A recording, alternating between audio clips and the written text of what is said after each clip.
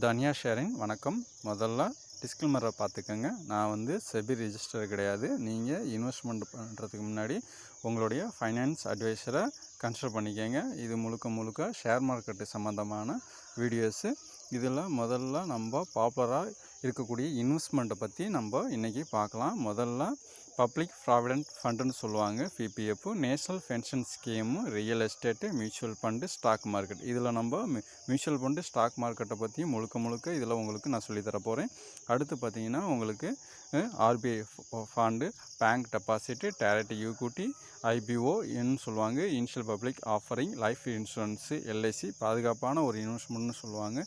இது குறிப்பிட்ட வயசுக்கு தகுந்த போல் மாறும். அடுத்து நம்ம ரியல் எஸ்டேட் இன்வெஸ்ட்மெண்ட்டு, ட்ரஸ்ட்டு அப்படின்னா என்னன்றதை ஃபியூச்சர் வீடியோவில் நான் உங்களுக்கு சொல்கிறேன். Cryptocurrency, fixed deposit, bond, senior citizen savings scheme, இதுவும் பற்றி உங்களுக்கு முழுமையாக அடுத்து வரக்கூடிய வீடியோவில் சொல்கிறேன். அடுத்து பார்த்தீங்கன்னா united insurance plan, gold, national savings certificate, post office monthly income, equity mutual fund, இதை பற்றியும் உங்களுக்கு தனித்தனி வீடியோவாக உங்களுக்கு வரக்கூடிய இதை உங்களுக்கு சொல்கிறேன். அடுத்து gold fund, post office time டெபாசிட்னா என்னன்றதை உங்களுக்கு தெளிவாக அடுத்து வர வீடியோவில் உங்களுக்கு சொல்கிறேன். டெப்ட்டு மியூச்சுவல் ஃபண்டு, கேபிட்டல் கேரண்டி அப்படிங்கிறத பற்றியும் உங்களுக்கு தெளிவாக அடுத்தடுத்த வீடியோவில் உங்களுக்கு எக்ஸ்பிளைன் பண்ணுறேன். நன்றி, வணக்கம்.